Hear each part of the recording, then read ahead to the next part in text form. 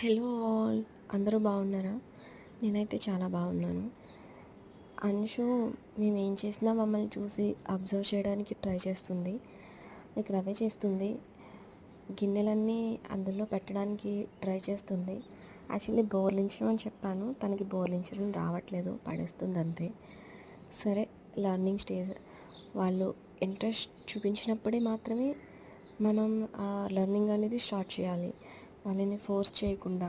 ఎందుకంటే పిల్లలు ఏదైనా ఇంట్రెస్ట్తో నేర్చుకుంటే మనం చెప్పి నేర్పించిన దానికంటే కూడా వాళ్ళు చాలా బాగా అబ్జర్వ్ చేసి వాళ్ళ ఓన్ వేలో వాళ్ళు బాగా నేర్చుకుంటారు. అండ్ దీనివల్ల వాళ్ళకి రెస్పాన్సిబిలిటీ పెరుగుతుంది. అండ్ ఆ పని భారం తెలుస్తుంది, ఆ పని యొక్క కష్టం తెలుస్తుంది. సో మనం ఫ్యూచర్లో బాధపడాల్సిన అవసరం లేదు. సో ఇది వీడియో ఫ్రెండ్స్.